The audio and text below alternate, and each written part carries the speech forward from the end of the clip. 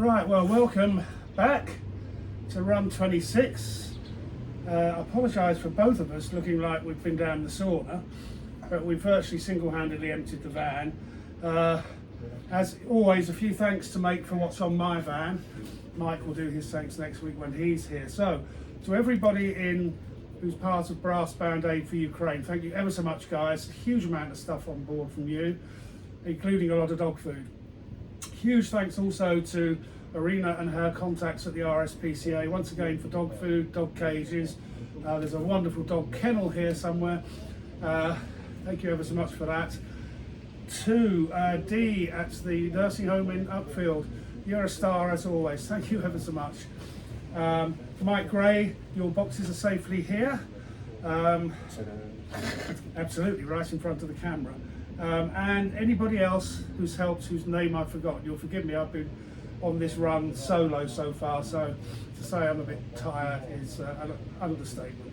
But thanks to everybody who did, and thank you to the people who donated last minute in the last week to help fund my petrol. So the members of the Rotary Club of Seaford, to Richard Saunders in the USA, thanks mate, to Jordan from the course I went on in Scotland, and anybody else who has helped to make this run happen.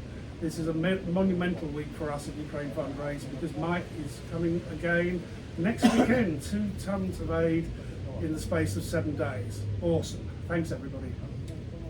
I'd just like to say thank you to, I'm not going to try and try and repeat the list that you've done, but everybody that has donated anything, whether it be time, making phone calls, whether it be a little bit of money for fuel, etc., or whether it be any of these goods here.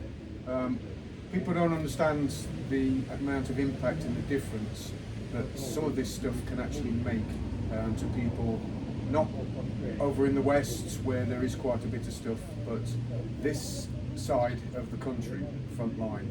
Just 40 kilometres down the road, soldiers are fighting.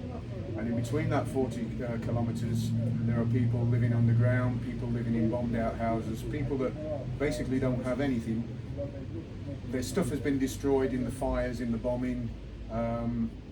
They don't have anything. They have nowhere to go, basically.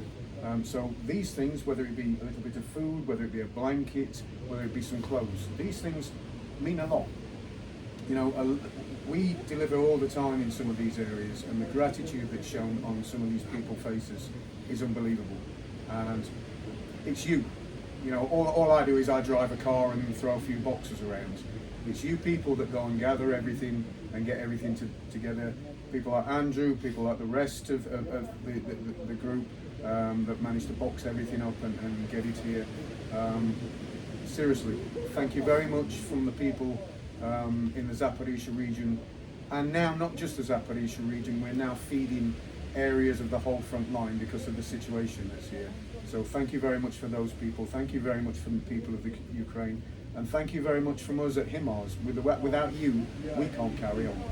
Seriously, thank you everybody, every single person involved. And Andrew, again, thank you very much for, it's a long drag up in it, and you're sweating like anything. Unfortunately, all of our staff are out doing other things, so there's just been 2 of us to unload this van, and it is boiling out here. But mate, again, thank you. Thank you to Mikey, thank you to Annie, thank you to everybody else for putting the effort in and sticking with us. You know, lots of people have disappeared on the wayside now. It's too far to come, it's too difficult. You people have stayed with us. Thank you very much. Brilliant. And just as one final thing, Aid for Ukraine starts with you. Be it a packet of pasta you throw in your weekly shop, or be it some money you donate to us. We simply then put it all into a van. I say simply, make it sound easy, don't I? And then we bring it all the way out here. But here, where we are now, is not the final destination. The final destination is a family with 6 kids in the frontline area who we visited a couple of trips back.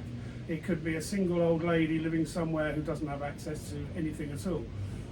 Jimmy then takes it that final step. So from you picking up that packet of pasta to Jimmy putting it in a bag and handing it over to somebody is the end-to-end process. So once you've given as much money as you think we're worth, don't forget to visit Jimmy's page and help him with some petrol money for that final mile for some of this aid. Thank you very much, everybody. That would be greatly appreciated as well. Without fuel, we can't go anywhere. Thank you.